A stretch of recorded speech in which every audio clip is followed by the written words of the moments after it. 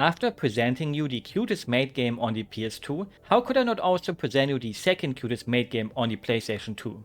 Till I find a third one and maybe even a fourth one. Why don't I just change my whole channel to only cover games with maids in them?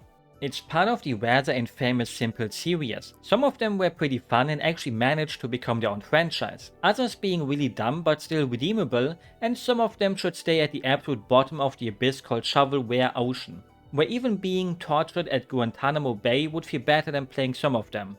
Luckily for you and me, especially for me, this one ranks itself somewhere in the middle. You can call me crazy after watching this video and seeing the game in its full glory, because you will maybe think, yep, what are you saying, this game is total trash. But just like Macklemore once said, one man's garbage is another man's treasure. So if I bought this game at the thrift store, I would have enjoyed it, if it was $2. Your master built a time machine, and obviously evil people want to take it for themselves since that's pretty damn powerful. I wish I could change my past too, so if you ever build one, let me know. I gotta fix some mistakes I've made in the past. No worries, I already paid the price for my sins with 7 years in prison, so I would like to get those years back. Instead of turning the really smart professor into some slave that will build even more time machines for them, they have a better idea.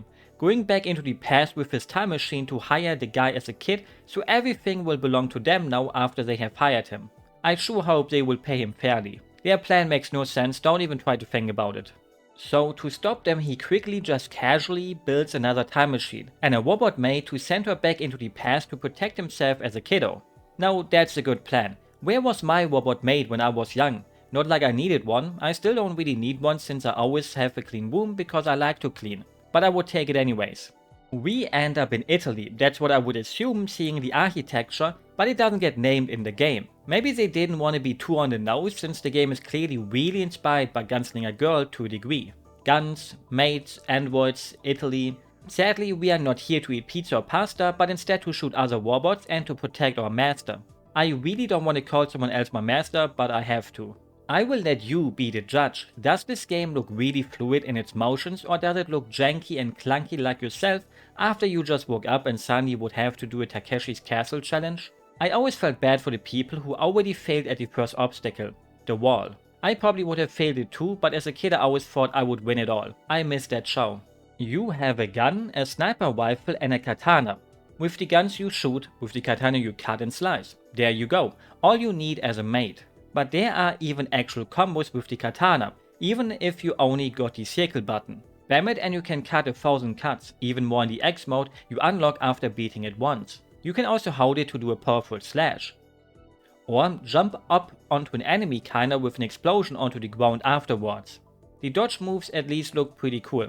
Maybe I also just don't know what cool is. We all think different things are cool, right? There's also a super attack activated to shoot a bazooka. I would love to quote a German bazooka copy-paster here, but I just can't do it really. To this day it's still not known if the poster who posted it was just kidding, or if he actually was a master of the German language and created such a masterpiece that to this day still rivals Goethe and Schiller. Only Germans will get what's wrong with this text, I think. Mann, du musst Bazooka nehmen und auf den ballern. To be fair, if a maid shot a bazooka at me, I would accept it just because it really makes her assets bounce around. I would not mind it if that's the last thing I would see in my life, especially in one of her other outfits that makes them jiggle even more. Don't judge me please. You even got a style meter like in Devil May Cry if you press the R3 button, after doing some maid animations first. I think this is where most of the love went. I was surprised that there's like a whole bunch of them and not just 1 or 2 animations. Too bad the game is somewhat broken, so the style meter does not truly matter, more about that later. With that arsenal of weapons, you go through the stages and beat up big robots and little robot mates who like to slip and fall at you to deal damage. Or other little robot mates that are just differently colored but are basically the same. Or women in suits who shoot with guns. Women in suits, I like that. So best game ever. I may be talking too much about things I like in this video, but I don't have much to work with here, so... There is no level design here really. It would be somewhat of an insult even to say that the game has it.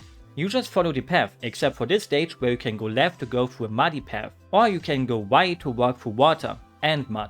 Wow. The worst thing about how stiff it controls is that you can't really press up right or down left because it gets stuck somehow. Sometimes you just want to walk diagonally, but the maid just stops and doesn't want to do that. So you have to press up and then left, not both at the same time. This is a PS2 game from 2006, the analog stick was already out enough to go to 3rd grade at that point. Also, don't just use your gun, because you can actually run out of ammo. This isn't an old Zelda game where it drops you what you need at any given point, but sometimes the enemies really just don't drop ammunition. But tons of HP stuff when you're at full health. Thanks a lot, guys. They're really looking out for my health and I appreciate that. So you better make good use of your katana too. Variety is the spice of life. Unless your name is me, who sits at home all day because the outside world is scary, so you barely leave your room unless it's really needed. So my days are all the same, but I like this endless torment. Here though, you actually have variety. Not every stage is just go through it and destroy everything in sight. Some of them actually make you destroy it by only sniping or also by shooting from a car, or having to protect your master. Sometimes I wonder, do developers put unfun game elements into their games on purpose to make people hate the game, or are they being forced at gunpoint? I mean, an escort mission here makes sense with how the game tells you to protect your master when he's young. And it's not annoying because the game is so easy, but I just wanted to complain about escort missions for a tiny bit. Thanks for listening. I wish I had someone to escort me whenever I go to the grocery store. Maybe carry me like a princess too while I'm at it. You even get a whole sniper stage. It's still shooting, but it's cooler shooting. As a kid I always wanted to become a sniper in the army when they pull you in for a year when you turn 18 and have to do your mandatory service stuff. Which then got cancelled before I turned 18, luckily. With a good reason, we don't really need it. I mean, have we ever heard about the German army doing anything, after 1945? I bet you didn't. Also, I wouldn't have made it anyways. I'm 5'2". They would have taken a single look at me, laughed at me, and then would have told me to leave. Sometimes it pays off being a manlet. Keep up your chin if you're a fellow short man. And as a kid I also always wanted to shoot out of a moving car. Not at people, but at bad people, like in cool movies. I can't drive and I also never shot a gun, so I can only do it in games. So I'm grateful whenever a mission like this appears in them to show me that life could be so much more, but instead I'm withering away, like a flower who doesn't get enough water, or maybe got too much water, or other fluids. Now the question is, who is driving the car when she's shooting? If she would just shoot out of the window, okay, that can work, but she's clearly alone in the car, and whenever she gets out of the sunroof to shoot, she must be using her feet, right? Luckily I'm not into those, unlike you maybe. I'm not judging you. This section would be more fun if it was more exciting, but nothing really happens. Nothing ever happens. And when something happens, it's just bigger cars throwing barrels at you, or rockets.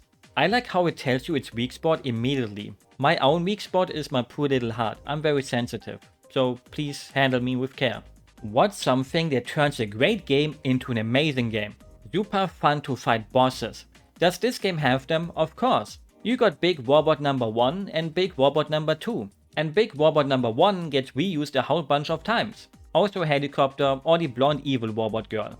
Why can't we just be on the same team and work together? One robot maid is already great, but why only one if you can have two? Don't get too greedy though. Too bad that I lied and the bosses are not fun. Just dodge and shoot, dodge and shoot and dodge and shoot. Or maybe just use the bazooka so you don't have to do anything else really. I mean, if I look at my own footage here in this fight, it actually resembles some kind of fun, doesn't it? Trust me, it didn't really. The final boss is also somewhat of a challenge if you're a bit dumb like me.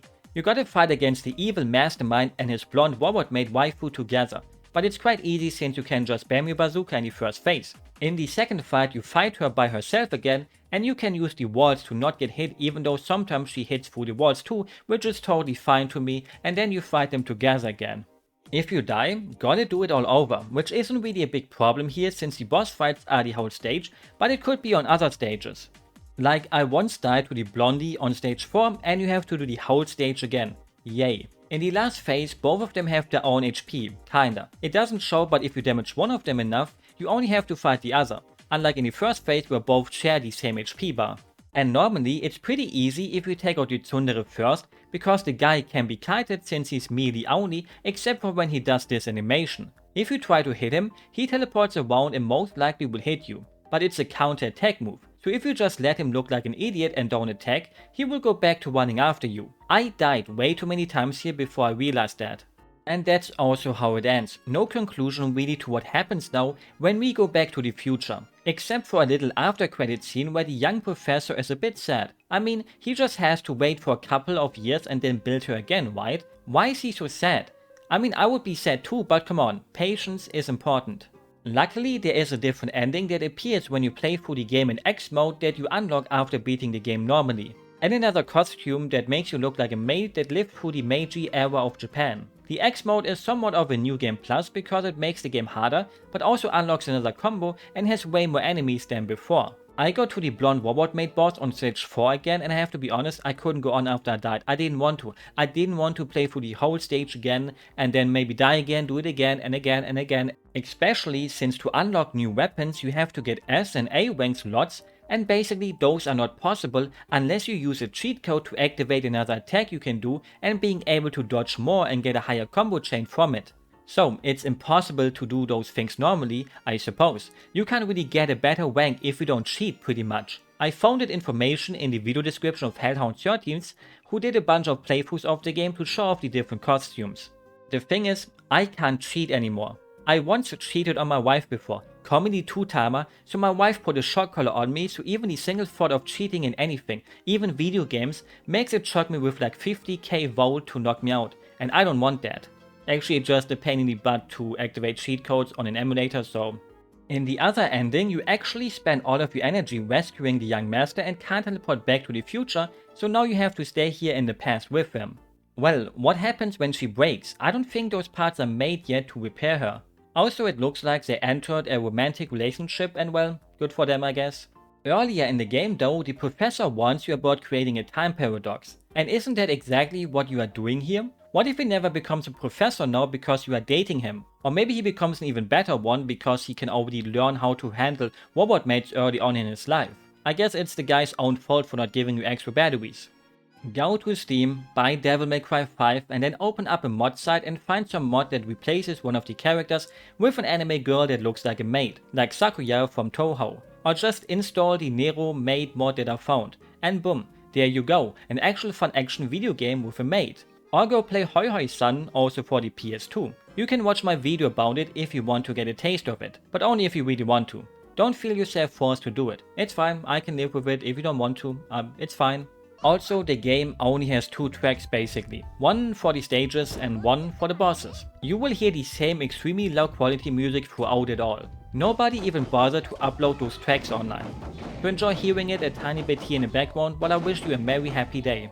The game actually only released in Japan, but if you somehow want to try it out for yourself, there's an English translation patch for it made by Hilltop Works, who have done a whole bunch of other translations too for neat games like Dr. Slump for the PS1. With that said, I hope you enjoyed the video and will have a good day, a good night or whatever fits your time zone. Maybe this video really was just a reason for me to draw Nia in a maid bikini. But don't tell anyone else, please. Especially not my wife. If your wife told you it's either her or anime girls, what would you choose? Tell me in the comments.